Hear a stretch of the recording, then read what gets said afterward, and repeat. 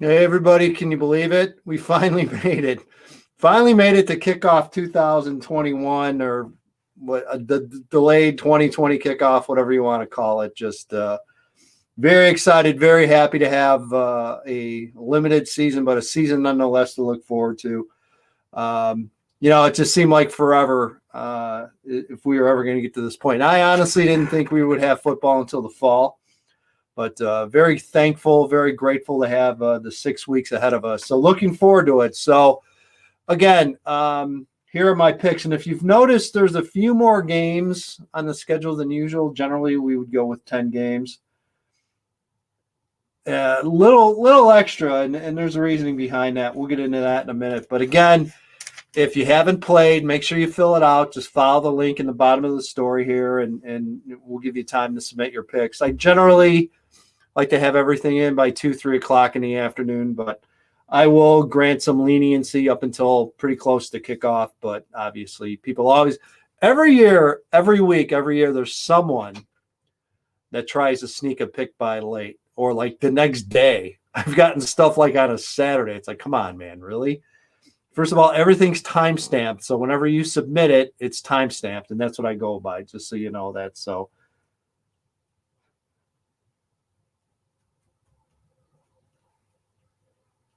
this year I'm playing 12 games and instead of 10. And the reason I did that was, well, unfortunately, one of the reasons why I'm doing this actually came through this week. There's going to be cancellations because of COVID concerns. We already have one. This was going to be my original Friday night game of the week. NAS at Fenwick. Of course, Fenwick came down with a COVID-related issue, so now they are shut down for a week or two.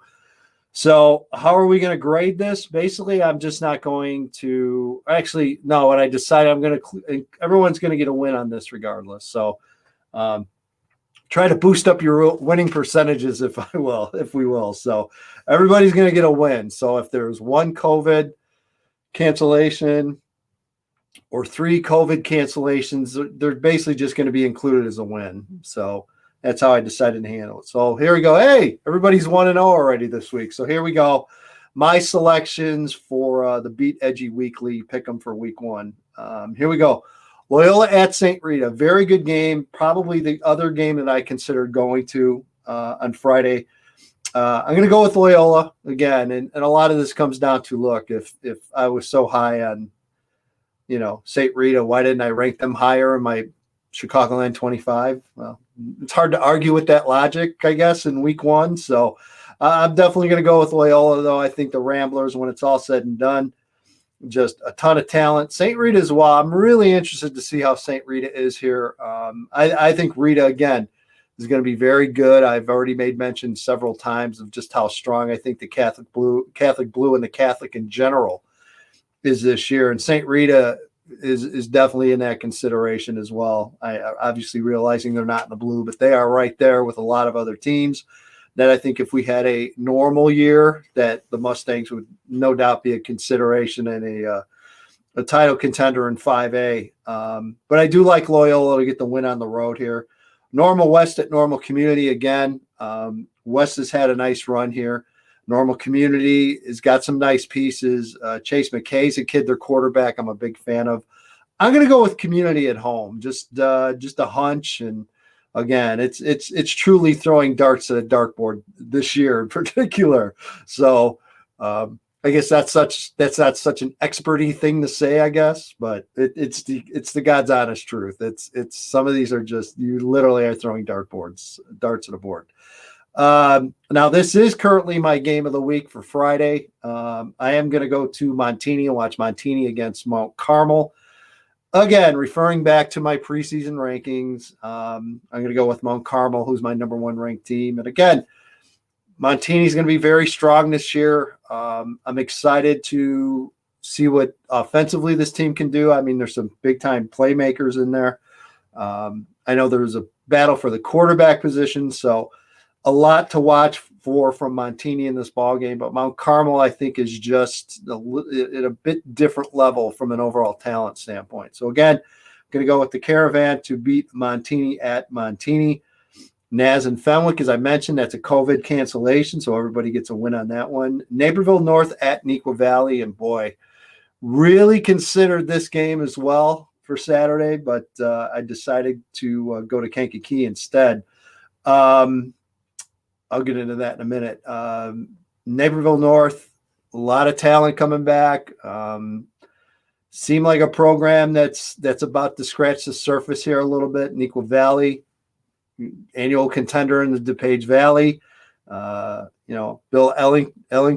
Ellinghouse and his guys do a tremendous job coaching up that team. There's certainly some talent there. Grant Larkin's a kid to definitely watch out for. I don't know. I'm going to go upset here. I'm going to go Naperville North gets the win on the road at Neuqua Valley.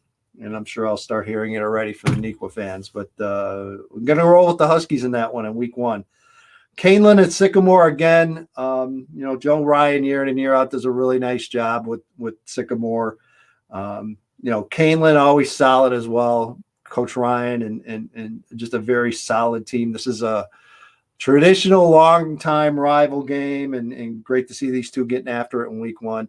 I'm going to take Sycamore here, but again, it's definitely throwing those darts again, just trying to take a best guess possible. Really good game here as well. St. Francis, the Spartans on the road at Immaculate Conception.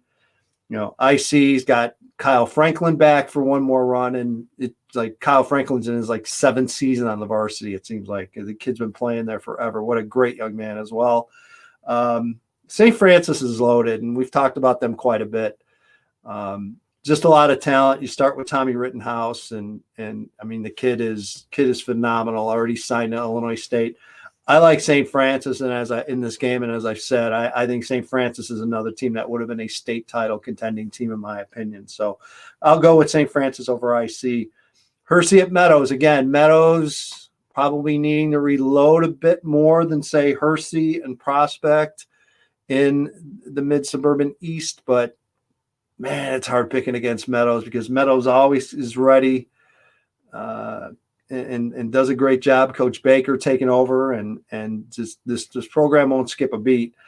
I'm going to go with Hersey, though. I think Hersey just has a bit more experience and should be ready for that week 1 game. So, again, I'm going to go with Hersey on the road with the win over Meadows. Bolingbrook at Lincoln Way East, again, a great game, one that I certainly consider going to.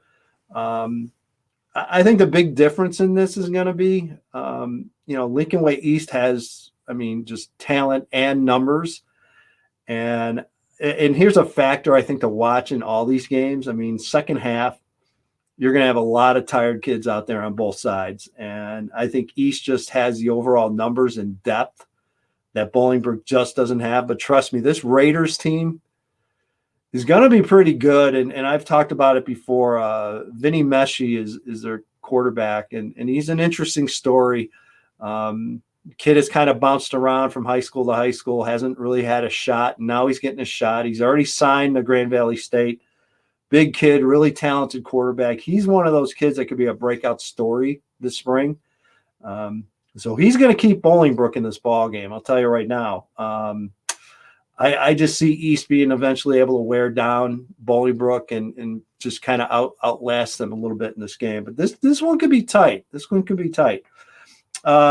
Glenbard South at Bartlett. And again, interesting game in the Upstate 8. And I'm telling you right now, the Upstate 8 is going to be a good conference race. There's 3 or 4 teams at the very top of the conference I think are really solid, and both these teams are right in that equation. I mentioned I picked Glenbard South to win the conference, but Bartlett's right there. The one concern I have about Bartlett, and I haven't really been able to get an answer or confirm it yet, is who's the starting quarterback for Bartlett. And after Michael Priami left, transferred out of Bartlett to St. Charles North, it was a big loss for Bartlett because Bartlett's got a lot of everything else back, a lot of experience and talent. Alex Palella, who's committed to Central Michigan's a big-time player, and big offensive line for Bartlett. So the Hawks have a lot to offer, but boy, if they got to be able to generate offense, I don't know. Glenbard South with Trevor Burnett back, and I think the Raiders are going to be able to generate enough offense here. But again, I think a really good first game. So I'm going to take Glenbard South to get the win on the road. But I think Bartlett's going to keep this one very, very tight. Oak Park River Forest at Hinsdale Central. And again, a little bit of a change for Oak Park River Forest. Jaden McGill, longtime standout quarterback. He's transferred. He's at Naperville Central now. Hinsdale Central, as I mentioned, really, really talented. Michael Brescia was committed to Cornell, I believe. Really talented signal caller. Charlie Sessa. Just a lot of names to watch for Hinsdale Central. And this Red Devils team's pretty good. I'm going to take Hinsdale Central to get the win at home. And then Moline at Rock Island. Both have returning talent back. Both have some pretty high expectations this year. I'm really interested to see, first of all, who comes out of this one. And then I want to see how either one of these teams match up against Sterling when it comes down to playing Sterling. Because I think Sterling kind of caught everybody off guard last year. I think Sterling just played really hard-nosed physical football and caught some teams by surprise. And I guarantee you, Coach Morrissey at Moline and Coach Hammer at Rock Island saw that and have adjusted. And I think they're going to have both teams ready to go. I'm going to take the Rocks at home. First of all, I love Rocky Stadium. It's one of my top 5 for sure. And this is another game I really gave a lot of consideration to go check out. I'm going to go at Rock Island. And again, I know I picked Moline to win the conference, so I'm going a little bit against myself here, but I didn't see a lot of wiggle room, honestly, between these two. Again, I picked Sterling to win the conference, and then I had these two. I think I had a Moline Rock Island, but you can flip-flop them any way you want. And I don't see a big difference between either game, but I'm going to go with Rock Island at home. So tiebreaker, again, it's combined points, total points scored. HF and Lockport, very good game. Lockport, I think, has got a lot to come out and play for this year. I think they're a program that is right on that verge of really breaking out.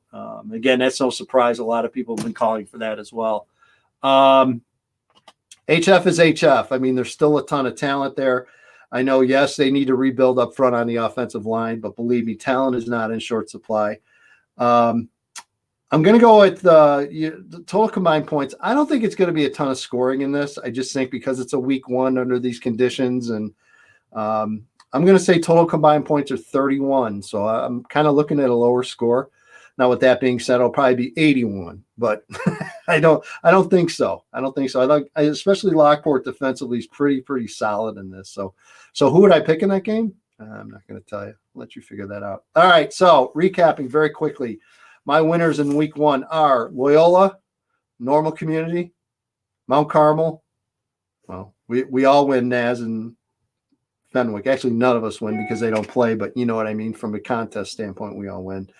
Naperville North, Sycamore, St. Francis, Hersey, Lincoln Way East, Glenbard South, Hinsdale Central, Rock Island. Combined points, tiebreaker, 31. So there you go. Have a great week. Go watch a game. Well, you can't because of COVID and capacity and whatever. So watch a game online, and I will talk to you over the weekend.